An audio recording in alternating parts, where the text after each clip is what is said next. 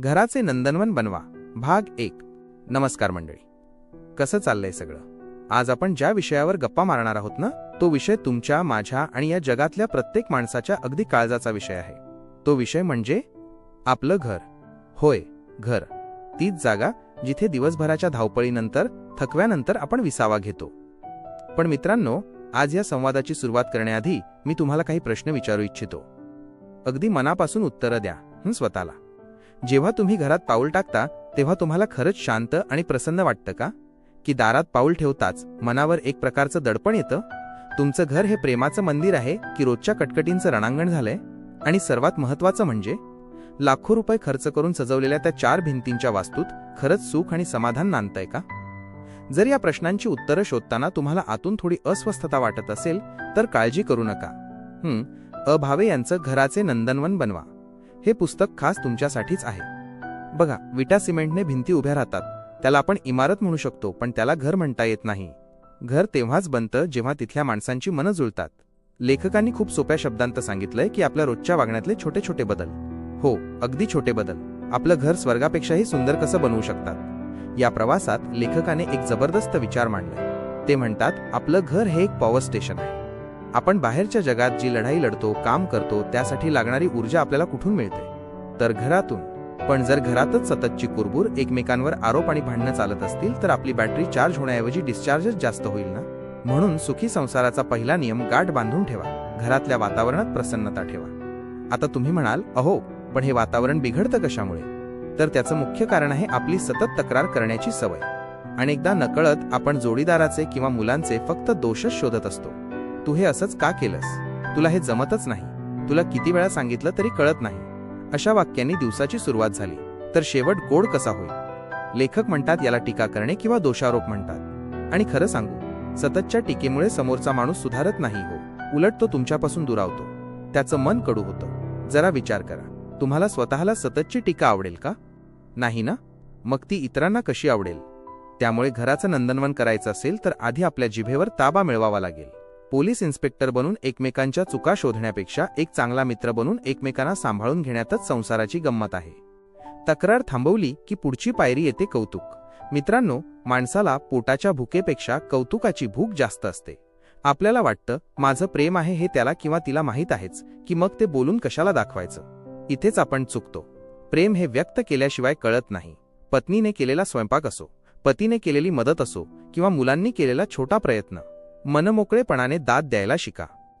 लेखक भावे खूप मार्मिक वाक्य सांगतात, कंजूसी पैशात करावी पण कौतुकात करू नये।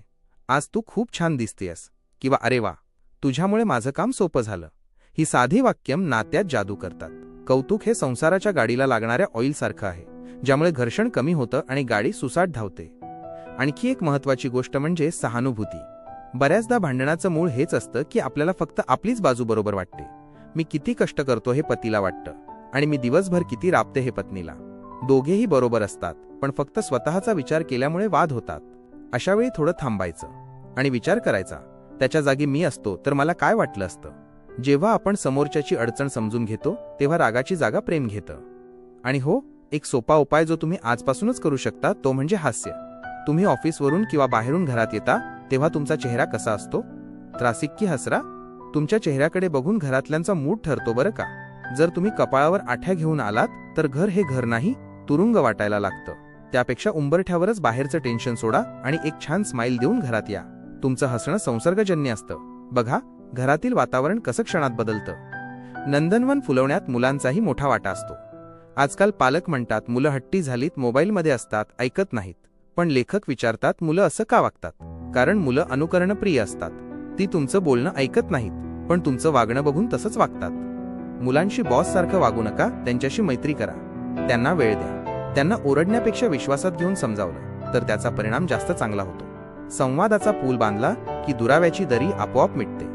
आणि हो, यात आर्थिक बाजू आणि ज्येष्ठांचा सन्मानही तितकाच महत्त्वाचा आहे। पैशाच्या बाबतीत पती पत्नीमध्ये पारदर्शकता हवी।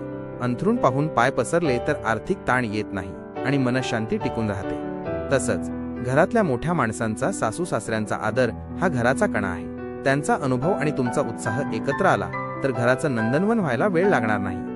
थोडक्यात काय मित्रांनो, घराचं नंदनवन करण्यासाठी कुठल्या मोठ्या यज्ञाची गरज नाहीये. गरज आहे ती फक्त दृष्टिकोन बदलण्याची. टीकेऐवजी कौतुक, रागाऐवजी समजून घेणं आणि चेहऱ्यावर गोड हास्य. बस या 4 खांबांवर तुमच्या सुखी संसाराची इमारत दिमाखात उभी राहील. पण थांबा, हा प्रवास इथेच संपत नाहीये. पुढच्या भागात आपण अजून खोलात जाणार आहोत. रागावर कंट्रोल कसा ठेवायचा, संशयाचं भूत कसं पळवायचं आणि आपल्या इगोला बाजूला ठेवून प्रेमाने कसं जगायचं, हे सगळं आपण जाणून घेणार आहोत. चला तर मग सज्ज होऊया स्वतःला बदलण्यासाठी आणि आपल्या घराला खऱ्या अर्थाने नंदनवन बनवण्यासाठी. भेटूया पुढच्या भागात. तोपर्यंत हसत रहा आणि आनंदी रहा.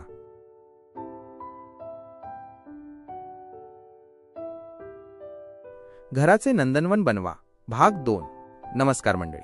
मागील भागात आपण पाहिलं की कौतुक, हास्य आणि सहानुभूती या 3 साध्या गोष्टी घराचं वातावरण कसं पूर्णपणे बदलून टाकू शकतात.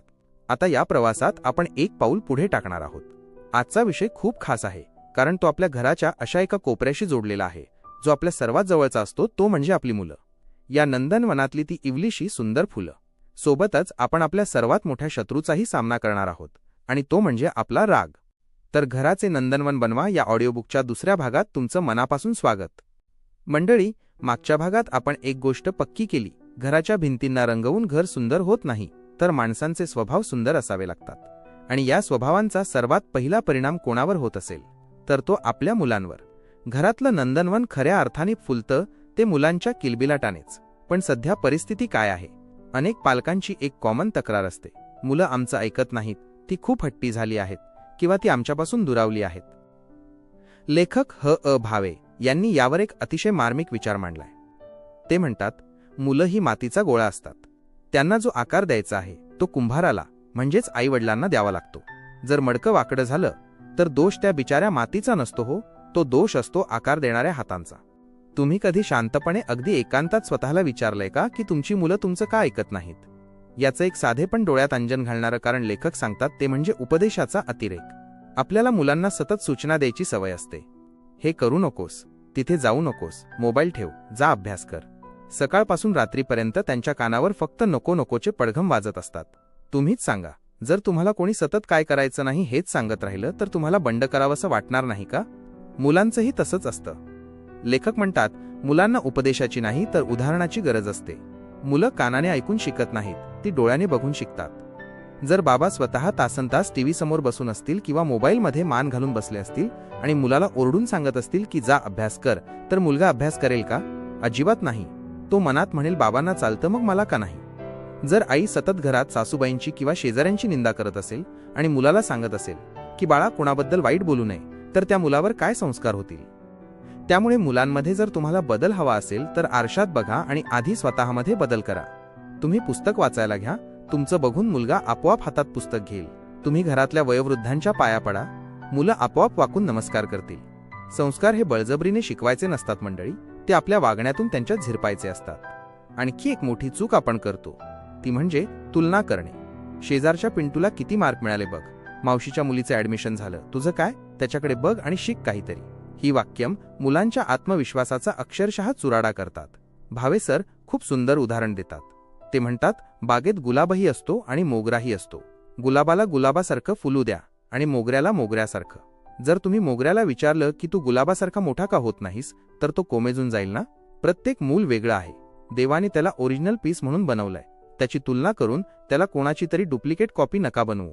जेव्हा तुम्ही तुलना करता तेव्हा मुलाच्या मनात त्या दुसऱ्या मुलाबद्दल द्वेष निर्माण होतो आणि तुमच्याबद्दल राग. त्याऐवजी त्याच्यात जे चांगलं आहे त्याचं कौतुक करा. त्याला सांगा, बाळा तुझ्यात हे कौशल्य खूप छान आहे, तू यात नक्की पुढे जाशील. हा विश्वास त्याला आकाशाला गवसणी घालण्याचं बळ देतो. आता आपण वळूया या नंदनवनाला आग लावणाऱ्या एका शत्रूकडे. त्याचं नाव आहे राग, क्रोध. संसारातली अर्धी दुःख ही फक्त आणि फक्त या रागामुळेच निर्माण होतात. राग हा क्षणिक वेडेपणा आहे. रागाच्या भरात माणूस असं काही बोलून जातो ज्याचा पश्चात्ताप त्याला आयुष्यभर करावा लागतो. एकदा तोंडातून गेलेला शब्द आणि धनुष्यातून सुटलेला बाण परत घेता येत नाही. भांडणात आपण जो अपमान करतो तो समोरच्याच्या मनाच्या पाठीवर कोरला जातो. मग कितीही सॉरी म्हटलं तरी ती जखम भरून येत नाही. पण मग राग आला तर काय करायचं? राग येणं नैसर्गिक आहे, पण लेखकाने एक सोपा उपाय सांगितलाय. जेव्हा तुम्हाला खूप राग येईल तेव्हा पॉज घ्या. कुठलीही प्रतिक्रिया देऊ नका, फक्त गप्प बसा किंवा त्या जागेवरून उठून बाहेर जा. एक ग्लास थंड पाणी प्या. 10 ते 15 मिनिटं जाऊ द्या. जेव्हा डोक्यातली हवा निघून जाईल तेव्हा तुम्हाला जाणवेल की ज्या गोष्टीचा राग आला होता ती गोष्ट खरं तर इतकी मोठी नव्हतीच. ओला टॉवेल, जेवणातली चव किंवा मुलांचा पसारा, अशा क्षुल्लक कारणांवरून आपण घराचं रणांगण करतो. तिथे थोडा संयम ठेवला तर ते वादळ तिथेच शमतं. रागाच्या जोडीला अजून एक विलन येतो, तो म्हणजे अहंकार अर्थात इगो. चूक त्याची आहे, मग मी का बोलू? ती आधी बोलेल मगच मी बोलेन. हा ताठरपणा नात्यात दुरावा आणतो. मला सांगा, जिंकणं महत्वाचं आहे की नातं? जर तुमचं नात्यावर प्रेम असेल तर तिथे मीपणाला जागा नसते. माफी मागितल्याने कोणी लहान होत नाही हो. उलट जो पुढाकार घेऊन माफी मागतो किंवा विषय संपवतो तोच खरा मोठा असतो. संसारात हार जीत नसते, तिथे दोघेही जिंकतात किंवा दोघेही हरतात. त्यामुळे इगो बाजूला ठेवा. माझं चुकलं किंवा जाऊ दे, सोडून दे ना तो विषय. ही जादुई वाक्यम आहेत. ती मोठमोठ्या आगी विझवण्याची ताकद ठेवतात. तसंच नात्यात विश्वास आणि स्पेस खूप महत्वाची आहे. एकमेकांवर संशय घेणं किंवा सतत पाळत ठेवणं हे नंदनवनाला उद्ध्वस्त करतं. प्रत्येकाला थोडी मोकळीक हवी असते. जेव्हा दोन व्यक्ती एकमेकांच्या स्वातंत्र्याचा आदर करतात तेव्हाच ते घर खऱ्या अर्थाने सुखी होतं. आणि हो, घरातल्या ज्येष्ठांचा, सासू सासऱ्यांचा आदर हा तर घराचा पाया आहे. वयोवृद्ध हे घराच्या झाडाची मुळं आहेत. मुळं जुनी झाली म्हणून कापायची नसतात, कारण त्यांच्या आधारावरच झाड उभं असतं. जनरेशन गॅप असेलही, पण माझंच खरं हा हट्ट सोडला की घरातली अर्धी भांडणं तिथेच संपतात. तर मित्रांनो, या भागाचा सारांश इतकाच. घराचं नंदनवन करण्यासाठी कुठल्याही महागड्या शोपीसची गरज नाही. गरज आहे ती फक्त गोड शब्दांची, थोड्याशा समजुतीची आणि खूप साऱ्या प्रेमाची. मुलं हे देवाचं देणं आहे, त्यांना प्रेमाने वाढवा. राग हा शत्रू आहे, त्याला दारातच थोपवा. आणि अहंकार हे विष आहे, त्याला मनात प्रवेश देऊ नका. जेव्हा तुम्ही हे कराल तेव्हा तुम्हाला जाणवेल की स्वर्ग आभाळात नाहीये, तो तुमच्याच घरात, तुमच्याच हॉलमध्ये, तुमच्याच स्वयंपाकघरात वसलेला आहे. पण थांबा, संसार म्हटला की व्यवहार आलाच. संसाराचा गाडा हाकण्यासाठी पैसाही तितकाच महत्वाचा असतो, नाही का? आर्थिक अडचणींमुळे अनेकदा चांगल्या संसाराची राखरांगोळी होते. पैशाचं नियोजन कसं करावं, काटकसर आणि कंजूसी यात काय फरक आहे, आणि कर्ज व हप्त्यांच्या विळख्यातून सुटून आनंदाने कसं जगावं, या अतिशय महत्त्वाच्या आणि प्रॅक्टिकल विषयावर आपण बोलणार आहोत आपल्या पुढच्या भागात. तेव्हा कुठेही जाऊ नका, ऐकत रहा आणि आपल्या घराचं नंदनवन बनवत रहा. धन्यवाद. हा आहे आपल्या घराचे नंदनवन बनवा या ऑडिओबुकचा तिसरा भाग. मागील 2 भागांमध्ये आपण मनाचे खेळ पाहिले, नात्यांचे पदर उलगडले आणि मुलांच्या विश्वातही डोकावून पाहिलं. पण आज आपण एका अशा विषयाला हात घालणार आहोत जो ऐकायला थोडा रुक्ष वाटू शकतो, पण सुखी संसारासाठी तो ऑक्सिजन इतकाच महत्वाचा आहे. तो विषय म्हणजे संसारातील अर्थकारण आणि पैशाचे नियोजन. होय, पैसा. तुम्ही अनेकदा पाहिलं असेल ना, काही घरात पती पत्नीमध्ये खूप प्रेम असतं, पण महिन्याची तारीख जवळ आली की त्यांच्यात कुरबुरी सुरू होतात.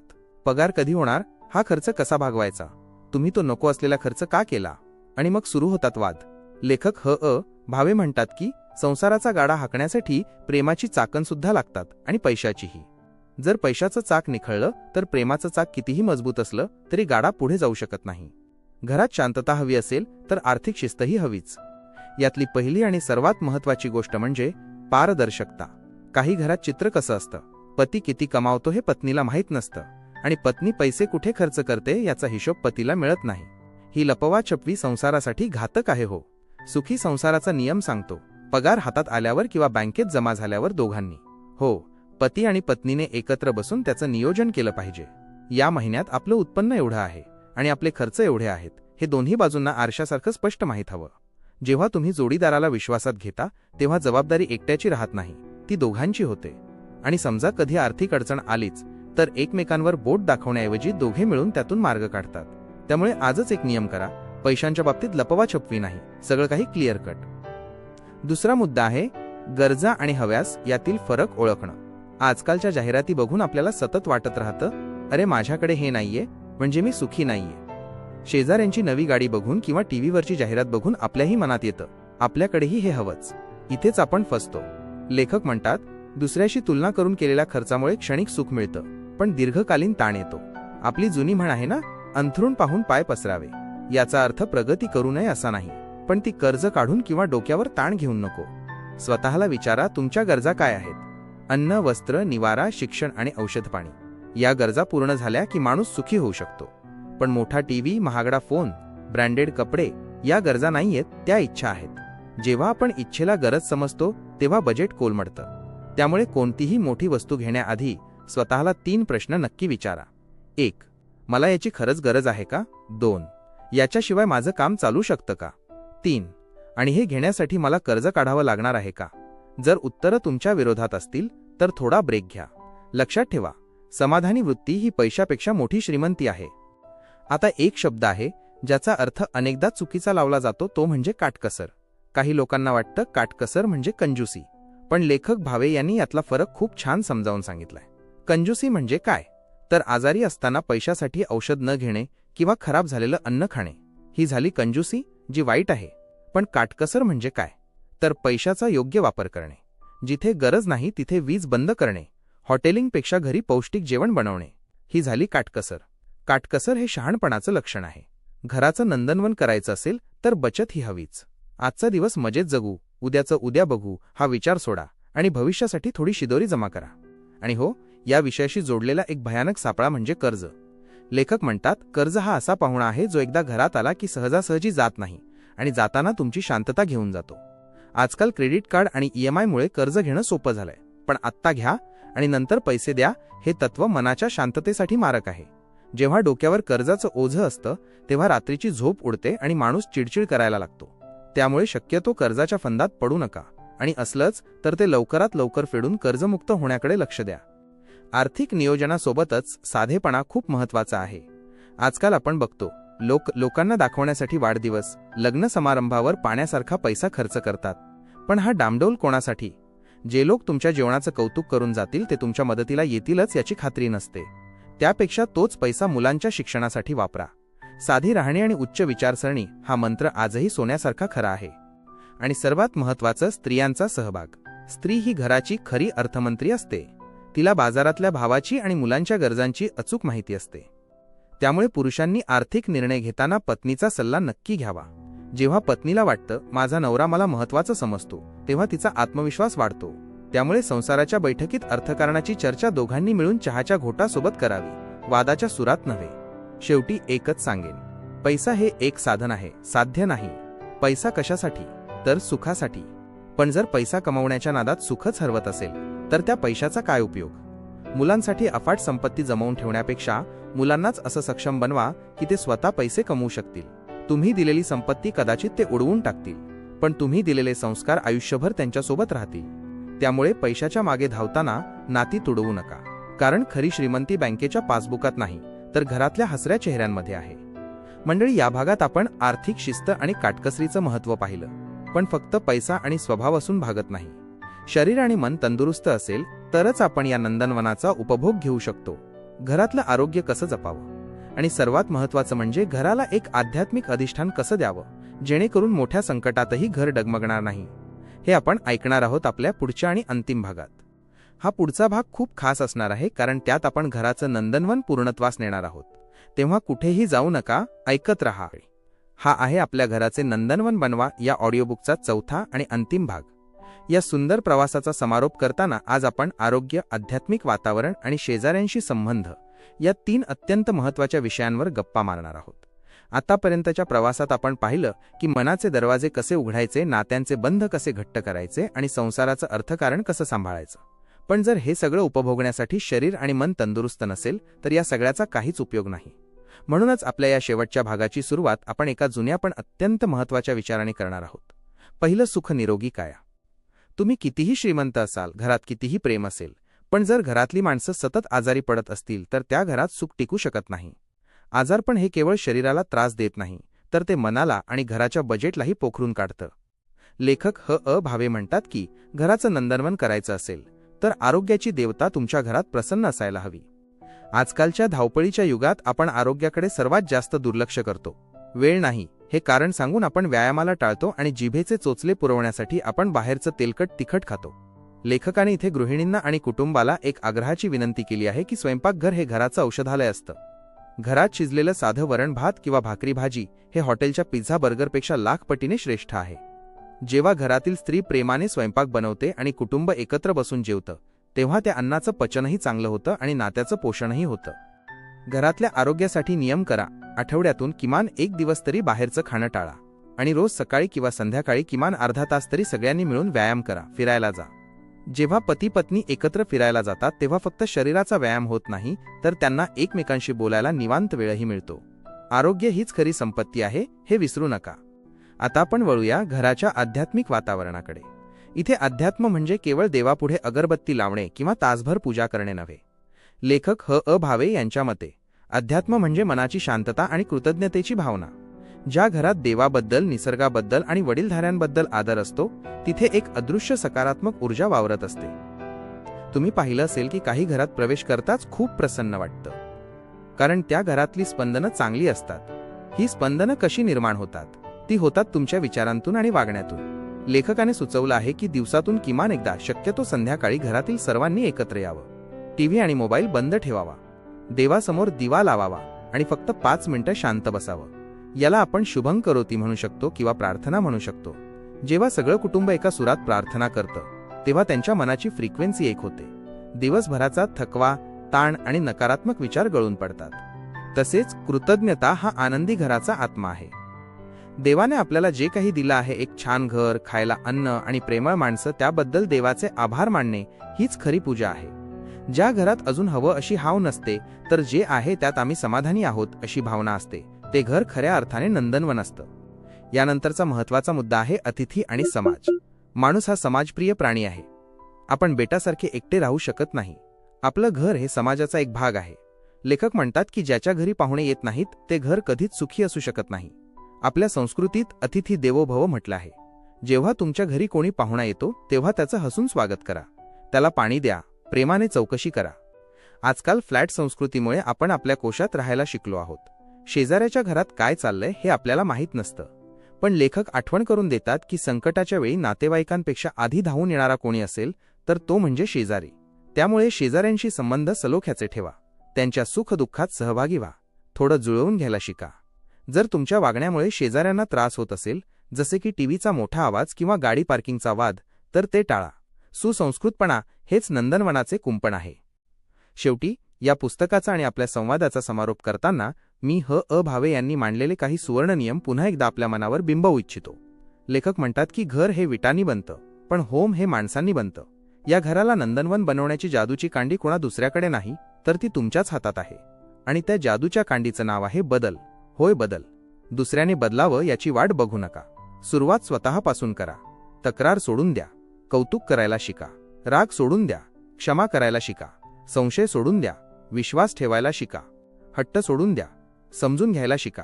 आणि सर्वात महत्त्वाचं म्हणजे चेहऱ्यावरचा कृत्रिम मुखवटा काढून टाका आणि मनमोकळं हसायला शिका. विचार करा, आयुष्य किती छोटं आहे. त्यातली किती वर्षे आपण झोपण्यात आणि कामात घालवतो. उरलेली जी काही वर्षे आहेत ती भांडणात आणि कटकटीत का घालवायची? त्यापेक्षा प्रेमाने जगूया ना. जेव्हा तुम्ही आज घरी जाल तेव्हा एक प्रयोग करा. बेल वाजवण्याआधी चेहऱ्यावर एक मोठं स्माईल आणा. दरवाजा उघडताच जो कोणी समोर येईल त्याला प्रेमाने हाक मारा. मुलांशी गप्पा मारा. जोडीदाराला विचारा की दिवस कसा गेला. टीव्ही बघण्यापेक्षा एकत्र जेवा. बघा, तुम्हाला आजच फरक जाणवेल. तुम्हाला जाणवेल की आपलं घर हे खरंच जगातील सर्वात सुरक्षित आणि सुंदर जागा आहे. घराचे नंदनवन करण्यासाठी हिमालयात जायची गरज नाही किंवा कोट्यवधी रुपये कमवण्याची गरज नाही. जिथे तू आणि मी संपून आपण सुरू होतं तिथेच नंदनवन फुलतं. ह. भावे यांचं हे पुस्तक आपल्याला हेच सांगतं की आनंदाचा रिमोट कंट्रोल आपल्या हातात ठेवा. परिस्थिती कशीही असो, आम्ही आमच्या घराची शांती ढळू देणार नाही हा निश्चय करा. कारण शेवटी जगातली सर्व सुख एका पारड्यात आणि सुखी घर दुसऱ्या पारड्यात ठेवलं तर सुखी घराचं पारडं नेहमीच जड भरेल.